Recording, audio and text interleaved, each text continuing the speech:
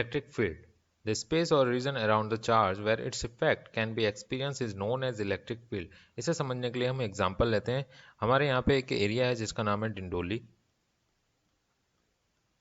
इसका एग्जांपल लेते हैं। इस एरिया में थोड़े उस टाइप के पर्सन रहते हैं जो थोड़ा दादागिरी दिखाते हैं।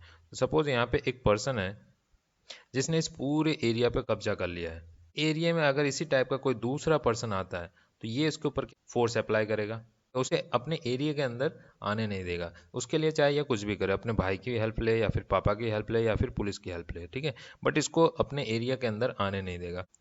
उसी तरीके से चार्ज का भी एक एरिया होता है जिसके अंदर अगर दूसरा कोई चार्ज एंटर किया तो ये चार्ज उसके ऊपर फोर्स अप्लाई करेगा। सपोज एक पॉजिटिव चार्ज जो है इसके एरिया के अंदर एंटर किया, तब ये पॉजिटिव चार्ज क्या करेगा, इसके ऊपर रिपल फोर्स अप्लाई करेगा और इसे बाहर की तरफ धकेल देगा, तो ये बाहर चला जाएगा। तो इस एरिया के अंदर अगर कोई दूसरा चार्ज एंटर हुआ, पॉजिटिव चार्ज जो है वो उस पर फोर्स अप्लाई करेगा। अगर नेगेटिव चार्ज अगर रहा तो ये क्या कर लेगा, अट्रैक्ट कर लेगा। सपोज कोई दूसरा यहाँ पे बंदा है जो इस टाइप का नहीं है, थोड़ा सीधे साधे हैं, तो इसको क्या करेगा, अट्रैक्ट करेगा, अपने एरिया के अंदर रखेगा और उसके ऊपर थोड़ा अपनी धौंस जमाएगा। अगर कोई पॉजिटिव चार्ज है और उस सेम टाइप का चार्ज एंटर हुआ तो ये क्या करेगा, उसके ऊपर रिपल फोर्स अप्लाई करेगा और उसको एरिया से निकाल देगा। अगर कोई दूसरा चार्ज नेगेटिव चार्ज आ गया अंदर तो ये क्या करेगा, उसे अट्रैक्ट कर लेगा और अपने एरिया के अंदर ही रखेगा। अब यहाँ पे जो ये जो एरिया है उसी एरिया को हम क्या कहते हैं, इलेक्ट्रिक फील्ड। इलेक्ट्रिक फील्ड जो है वो कॉन्टैक्ट लेस फोर्स है। यहाँ पे without any contact force apply होता है। एक चार्ज दूसरे के ऊपर फोर्स अप्लाई करेगा बिना किसी कॉन्टैक्ट के। अब इस एरिया को यानी इलेक्ट्रिक फील्ड को समझने के लिए हमने इलेक्ट्रिक फील्ड लाइंस ड्रॉ की।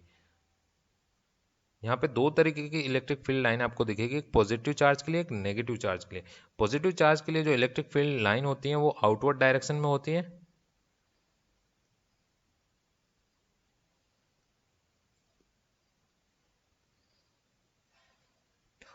और नेगेटिव चार्ज के लिए इलेक्ट्रिक फील्ड की लाइन इनवर्ड डायरेक्शन में होती है, इस तरीके से। अब इनकी डायरेक्शन जो है वो याद रखना बहुत ही ज़्यादा इंपॉर्टेंट है। तो पॉजिटिव चार्ज और नेगेटिव चार्ज के इलेक्ट्रिक फील्ड लाइन की जो डायरेक्शन है उसे हम कैसे याद रखेंगे, तो पॉजिटिव चार्ज को आप एक ले लीजिए पॉजिटिव पर्सन की तरह। पॉजिटिव पर्सन क्या करता है, सबको दान करता है, सबको देता है, always give give give and give. और नेगेटिव पर्सन क्या करता है, हमेशा दूसरों से लेता है, तो वो इनवर्ड डायरेक्शन में हो गया। जैसे एक एग्जांपल मैं देता हूँ कि दो पर्सन थे, ये पर्सन ए ले लो और दूसरा पर्सन एन ले लो, ठीक है। ये दोनों पर्सन जो हैं बहुत ही ज़्यादा अच्छे दोस्त हैं, बहुत ही गहरी दोस्ती थी, हमेशा एक दूसरे को समझते थे। अब ये पर्सन जो हमेशा उसकी ज़रूरतों को पूरा करता था, बट एक बार क्या हुआ, इस पर्सन ने इससे कुछ मांगा जो ये दे नहीं पाया, तो उसके दूसरे ही दिन इस पर्सन ने अपनी असलियत दिखा दी, ठीक है। तो ये पर्सन जो दे रहा है वो क्या है, पॉजिटिव चार्ज है, उसके जो इलेक्ट्रिक फील्ड लाइंस है उसकी डायरेक्शन आउटवर्ड डायरेक्शन में है, और ये जो पर्सन हमेशा मांगता रहता है उसकी इलेक्ट्रिक फील्ड लाइंस की डायरेक्शन जो है वो इनवर्ड है। पॉजिटिव चार्ज की electric field line outward direction में होती है और नेगेटिव चार्ज की इलेक्ट्रिक फील्ड की लाइन इनवर्ड डायरेक्शन में होती है। तो इसको आप इस तरीके से याद रख सकते हैं। ऐसा जरूरी नहीं है कि दो चार्ज होंगे तभी फोर्स अप्लाई होगा। सपोज हमारे पास एक चार्ज बॉडी है, दूसरा जो बॉडी है, दूसरा जो मटेरियल है उसके ऊपर कोई भी चार्ज नहीं, दैट मीन्स नेट चार्ज जो है उसका जीरो है, ठीक है। अब हम इसके ऊपर इंडक्शन से चार्ज प्रोड्यूस कर सकते हैं, फोर्स अप्लाई कर सकते हैं। सपोज हमारे पास कोई चार्ज बॉडी है जिस पर नेगेटिव चार्ज है और उसे मैं एक मटेरियल के पास लेके जाता हूँ जिसका नेट चार्ज क्या है, जीरो है, उसके पास लेके जाएंगे तो इंडक्शन से इसमें क्या होगा, पॉजिटिव चार्ज जो होंगे वो अट्रैक्ट होंगे और नेगेटिव चार्ज जो है वो रिपल होंगे। अब ये चार्ज बॉडी हो गया। अब यहाँ पे भी आपको अट्रैक्शन फोर्स और रिपल्सन फोर्स देखने को मिल रहा है। तो ऐसा जरूरी नहीं है कि अगर बॉडी चार्ज नहीं है तो उसके ऊपर फोर्स अप्लाई नहीं होगा, फोर्स अप्लाई हो सकता है ड्यू टू इंडक्शन। तो यहाँ पे जो अट्रैक्शन फोर्स है पॉजिटिव चार्ज के ऊपर और नेगेटिव चार्ज पे जो रिपल्सन फोर्स है, इसमें से एक जो फोर्स है वो स्ट्रॉन्गर होगा और दूसरा फोर्स वीक होगा।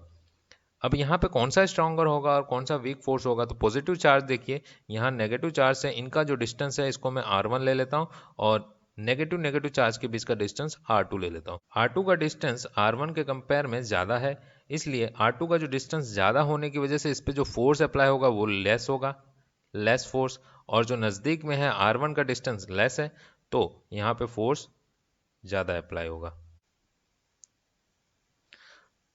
तो ये जो फोर्स का इफेक्ट है स्ट्रॉन्ग और वीक, उसे हम कहेंगे intensity of electric field. A charge which is giving effect around it is known as source charge. अब यहाँ पे जो हमने चार्ज लिया था पॉजिटिव चार्ज, उसने अपना एरिया बना लिया।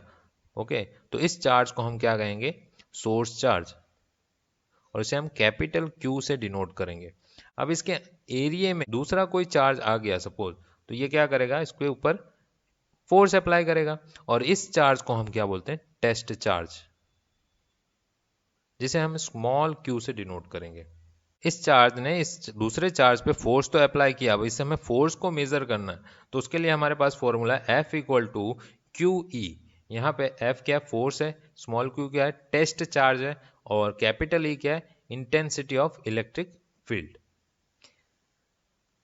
दूसरा हमारे पास कूलम लॉ के अकॉर्डिंग एक फोर्स का फॉर्मूला है F equal to K Q Q upon R square. Q1 Q2 के प्लेस पे कैपिटल Q और स्मॉल q आ गया, source charge and test charge.